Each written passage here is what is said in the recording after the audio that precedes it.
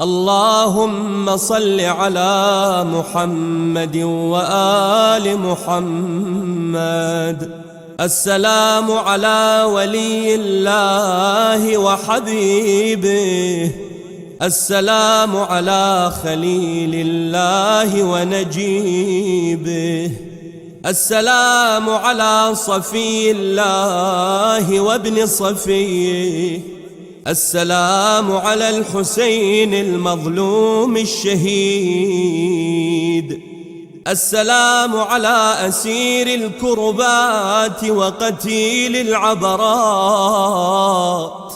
اللهم إني أشهد أنه وليك وابن وليك وصفيك وابن صفيك الفائز بكرامتك، أكرمته بالشهادة وحبوته بالسعادة، واجتبيته بطيب الولادة، وجعلته سيدا من السادة وقائدا من القادة وذائدا من الذادة، وأعطيته مواريث الأنبياء، وجعلته حجة على خلقك من الأوصياء، فأعذر في الدعاء ومنح النصح، وبذل مهجته فيك ليستنقذ عبادك من الجهالة وحيرة الضلالة. وقد توازر عليه من غرته الدنيا وباع حظه بالأرذل الأدنى، وشرى آخرته بالثمن الأوكس، وتغطرس وتردى في هواه، وأسخطك وأسخط نبيك، وأطاع من عبادك أهل الشقاق والنفاق، وحملة الأوزار المستوجبين النار، فجاهدهم فيك صابرا محتسبا، حتى سفك في طاعتك دمه واستبيح حريمه. اللهم فلعنهم لعنا وبيلا، وعذبهم عذابا أليما. السلام عليك يا ابن رسول الله، السلام عليك يا ابن سيد الأوصياء.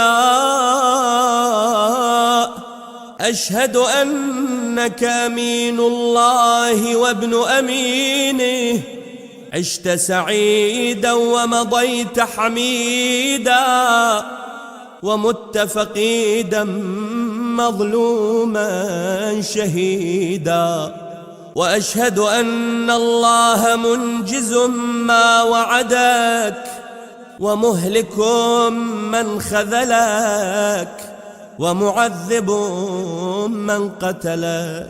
وأشهد أنك وفيت بعهد الله، وجاهدت في سبيله حتى أتاك اليقين.